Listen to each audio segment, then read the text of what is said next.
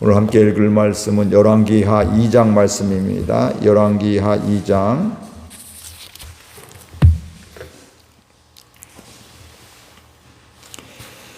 여호와께서 회오리 바람으로 엘리야를 하늘로 올리고자 하실 때에 엘리야가 엘리사와 더불어 길갈에서 나가더니 엘리야가 엘리사에게 이르되 청하건대 너는 여기 머물라 여호와께서 나를 베델로 보내시느니라 하니 엘리사가 이르되 여호와께서 살아계신과 당신이 영원히 살아있음을 두고 맹세하노니 내가 당신을 떠나지 아니하겠나이다 하는지라. 이에 두 사람이 베델로 내려가니 베델에 있는 선지자의 제자들이 엘리사에게로 나와 그에게 이르되 여호와께서 오늘 당신의 선생을 당신의 머리 위로 데려가실 줄을 아시나이까 하니 이르되 나도 또한 아노니 너희는 잠잠하라 하니라.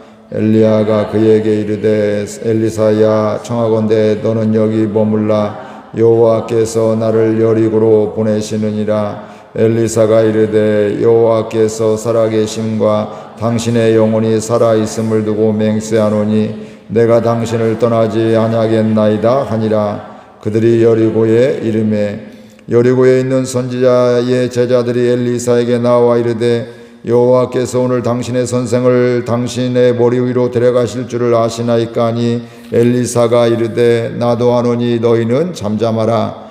엘리야가 또 엘리사에게 이르되 청하건대 너는 여기 머물라 여호와께서 나를 요단으로 보내시느니라 하니 그가 이르되 여호와께서 살아계심과 당신의 영혼이 살아있음을 두고 맹세하노니 내가 당신을 떠나지 아니하겠나이다 하는지라. 이에 두 사람이 가니라. 선지자의 제자 50명이 가서 멀리 서서 바라보매 그 두 사람이 요단가에 서 있더니 엘리야가 겉옷을 가지고 말아 물을 치매 물이 이리저리 갈라지고 두 사람이 마른 땅 위로 건너더라. 건너매 엘리야가 엘리사에게 이르되 나를 내게서 데려감을 당하기 전에 내가 내게 어떻게 할지를 구하라. 엘리사가 이르되 당신의 성령이 하시는 역사가 갑절이나 내게 있게 하소서 하는지라. 이르되 내가 어려운 것을 구하는도다. 그러나 나를 내게서 데려가시는 것을 내가 보면 그 일이 내게 이루어지려니와 그렇지 아니하면 이루어지지 아니하리라 하고 두 사람이 길을 가며 말하더니 불수레와 불말들이 두 사람을 갈라놓고 엘리야가 회오리 바람으로 하늘로 올라가더라. 엘리사가 보고 소리 지르되 내 아버지여 내 아버지여 이스라엘의 병거와 그 마병이여 하더니 다시 보이지 아니하는지라. 이에 엘리사가 자기의 옷을 잡아 둘로 찢고 엘리야의 몸에서 떨어진 겉옷을 주워 가지고 돌아와 요단 언덕에 서서 엘리야의 몸에서 떨어진 그의 겉옷을 가지고 물을 치며 이르되 엘리야의 하나님 여호와는 어디 계시니까 하고 그도 물로 치매 물이 이리저리 갈라지고 엘리사가 건너니라. 맞은편 여리고에 있는 선지자의 제자들이 그를 보며 말하기를 엘리야의 성령이 하시는 역사가 엘리사 위에 머물렀다 하고 가서 그에게로 나아가 땅에 엎드려 그에게 경배하고 그에게 이르되 당신의 종들에게 용감한 사람 50명이 있으니 청하건대 그들이 가서 당신의 주인을 찾게 하소서. 염려하건대 여호와의 성령이 그를 들고 가다가 어느 산에나 어느 골짜기에 던지셨을까 하나이다 하니라. 엘리사가 이르되 보내지 말라 하나 무리가 그로 부끄러워하도록 강청함에 보내라 한지라. 그들이 50명을 보냈더니 사흘 동안을 찾되 발견하지 못하고 엘리사가 여리고에 머무는 중에 무리가 그에게 돌아오니 엘리사가 그들에게 이르되 내가 가지 말라고 너희에게 이르지 아니하였느냐 하였더라. 그 성읍 사람들이 엘리사에게 말하되 우리 주인께서 보시는 바와 같이 이 성읍의 위치는 좋으나 물이 나쁨으로 토산이 익지 못하고 떨어지나이다. 엘리사가 이르되 새 그릇에 소금을 담아 내게로 가져오라 하매 곧 가져온지라. 엘리사가 물 근원으로 나아가서 소금을 그 가운데에 던지며 이르되 여호와의 말씀이 내가 이 물을 고쳤으니 이로부터 다시는 죽음이나 열매 맺지 못함이 없을지니라 하셨느니라 하니 그 물이 엘리사가 한 말과 같이 고쳐져서 오늘에 이르렀더라. 엘리사가 거기서 베델로 올라가더니 그가 길에서 올라갈 때에 작은 아이들이 성읍에서 나와 그를 조롱하여 이르되 대머리여 올라가라 대머리여 올라가라 하는지라. 엘리사가 뒤로 돌이켜 그들을 보고 여호와의 이름으로 저주하며 그 숯불에서 암곰 둘이 나와서 아이들 중에 42명이 찢었더라. 함께 읽습니다. 엘리사가 거기서부터 갈멜산으로 가고 거기서 사마리아로 돌아왔더라. 아멘. 우리가 잘 아는 말씀 중에 하나입니다. 엘리야가 하나님께 들림을 받게 되고 그 제자 엘리사가 그의 뒤를 잇게 되는 이런 일들, 그리고 여러 가지 과정을 통해서 엘리야에게 임했던 성령이 이 엘리사에게도 임하게 되는, 그래서 하나님의 능력이 임하고 또 요단강을 엘리야가 겉옷을 쳐서 마른 땅같이 지나갔듯이 또 엘리야가 하나님의 들림을 받게 되었을 때 이 엘리사도 그 요단강을 자기의 옷으로 또 선생님의 그 옷 가지고 같이 합쳐서 두드리니까 그 물이 말랐더라, 건너가게 되었더라, 이런 일들, 그 다음부터 계속해서 하나님의 역사가 나오는 이런 이야기들을 하게 됩니다. 엘리야도 마지막 시간이 다가왔습니다. 우리 사람은 누구나 언젠가 그 마지막 시간이 있죠. 이 땅의 삶에 마지막 시간이 있게 됩니다. 어떤 사람은 빨리 오기도 하고 늦게 오기도 하고, 어떤 사람은 건강하게 가기도 하고, 어떤 사람은 건강치 못하게 가기도 하고, 다양하지만 분명한 것은 어느 누구도 이 땅의 삶을 마감할 수밖에 없고, 하나님의 때가 되면 우리가 이 땅의 삶을 마감하게 됩니다. 우리 1절 말씀 같이 보겠습니다. 여호와께서 회오리 바람으로 엘리야를 하늘로 올리고자 하실 때에 엘리야가 엘리사와 더불어 길갈에서 나가더니, 하나님께서 회오리 바람으로 엘리야를 하늘로 올려 가시려고 하는, 즉 우리는 보통은 죽음을 보지만 죽음을 보지 않고 가는 이런 것들을 이야기하고 있습니다. 창세기에 보면 에녹이라는 사람도 죽지 않고 하나님과 동행했던 사람인데 결국 그때 그가 하나님이 데려가셨다, 죽지 않고 그렇게 그런 몇 대 안 되는 사람 중에 하나가 또 엘리야임을 우리가 알게 됩니다. 그러면서 하나님께서 엘리야를 회오리 바람으로 하늘로 올리고자 하셨는데 그때 그의 후계자 엘리사와 더불어 길갈에서 자기 있던 곳에 함께 그 제자와 함께 나가게 됩니다. 그러니까 그 엘리야의 마지막 시간에 그 제자 엘리사는 함께하고 싶었던 것이죠. 우리 선생님이 이제 곧 하나님 나라의 들림을 받게 되는데 회오리 바람으로 또 이렇게 하나님이 불러가시게 되는데 내가 선생님이 함께하는 걸 지켜야지. 우리의 부모님의 죽음을 이렇게 임종을 못 보는 경우도 있지만 가능하면 급하지 않은 경우는 미리 알면 어떻게 돼요? 가서 다 보는 것 같이. 또 선생님, 내가 존경하고 따라가는 선생님이 또 죽음을 앞뒀으니까 제자가 나 모른 체 할 사람이 어디 있겠어요. 우리 선생님의 죽음을 지키는, 또 하나님께 부름받는 이런 것들을 지키는 것을 보게 됩니다. 그러면서 2절에 엘리야가 이야기를 하고 있습니다. 그러면서 또 물론 엘리사도 그 다음에 얘기를 하고요. 2절 말씀 같이 읽겠습니다. 엘리야가 엘리사에게 이르되 청하건대 너는 여기 머물라, 여호와께서 나를 베델로 보내시느니라 하니, 엘리사가 이르되 여호와께서 살아계심과 당신의 영혼이 살아있음을 두고 맹세하노니 내가 당신을 떠나지 아니하겠나이다 하는지라. 이 두 사람이 베델로 내려가니, 길갈에서 길을 떠나서 이 엘리야는 베델로 하나님이 가라고 하셨다. 그러니까 너는 여기 머물러, 길갈에 머물러 있어라, 이렇게 엘리야 선생님이 제자에게 이야기를 하게 되고요. 그 제자는 그 이야기를 듣고 평상시 같으면 그렇게 하겠지만 지금 죽음을, 또 이 땅의 삶을 마무리를 하고 있는 이 마지막 시간을 이고 있는데 그럴 수가 없습니다. 하나님이 살아계심과 당신의 영혼이 살아있음을 두고 내가 맹세하는데 나는 당신을 떠나지 않겠습니다. 선생님 곁에 지키겠습니다 해서 이 제자가 강하게 이렇게 얘기하니까 선생님도 뭐예요? 그래 함께 가자 해서 길갈에서 베델로 가게 됐다, 이렇게 이야기를 하고 있습니다.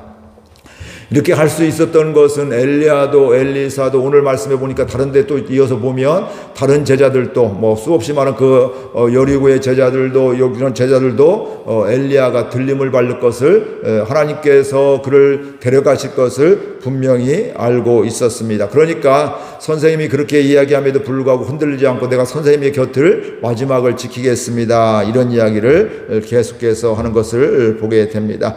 그래서 그가 베델에 가게 되었고요. 베델에 있는 선지자들도 그런 내용들을 알게 되었죠. 우리 이때 엘리야가 또 엘리사가 베델에서 이야기를 하고 있습니다. 너는 여기 베델에 아까 길갈에서 얘기했던 것 똑같이 너는 여기 베델에 머무르라. 여호와께서 나를 여리고로 보내시느니라. 또 여기 베델에 오게 한 다음에 또 하나님께서 여리고로 가라고 하시네. 그러니까 너는 여기 있어라 하게 될 때 똑같이 엘리사가 아까와 같이 얘기합니다. 하나님의 살아계신 것 당신의 영혼이 살아있음을 두고 맹세하노니 내가 당신을 곁을 떠나지 않겠습니다. 이렇게 선생님 곁을 떠나지 않고 함께 하겠습니다. 이렇게 이야기를 하게 됩니다. 그때 여리고에 있는 선지자들이 많은 선지자들이 엘리사에게 베델의 선지자들과 동일하게 이야기를 합니다. 오늘 당신의 선생을 당신의 머리 위로 데려가실 줄을 아시나이까. 그러니까 많은 제자들이 알고 이 엘리사도 뭐라고 해요? 나도 아노니 잠잠해라. 이렇게 이야기를 하고 있습니다. 베델에서도 여리고에서도 엘리야가 하나님 품에 또 하나님께서 데려가시는 것을 또 이렇게 당신의 머리로 그냥 살아서 이렇게 가게 되는 것을 다 알고 있는 것을 알 수가 있습니다. 그러면서 또 엘리야가 또 이 엘리사는 내가 계속 가겠습니다 하니까 그와 함께 또 여리고에 또 가게 되는 거죠. 길갈에서 또 베델에서 여리고로 또 가게 된 겁니다. 여리고에 또 오게 되니까 여리고에서 또 엘리야가 또 세 번째 또 이야기를 하게 됩니다. 하나님이 너는 여기에 있으라. 나는 하나님이 요단으로 가라고 하신다. 이렇게 이야기하게 될 때 엘리사는 똑같이 내가 선생님과 함께 가겠습니다. 이렇게 세 번째 이야기를 하게 됩니다. 그러면서 엘리야와 엘리사는 요단으로 함께 가게 되었고요. 또 선지자의 제자 50명도 가서 멀리 서서 바라보게 되었습니다.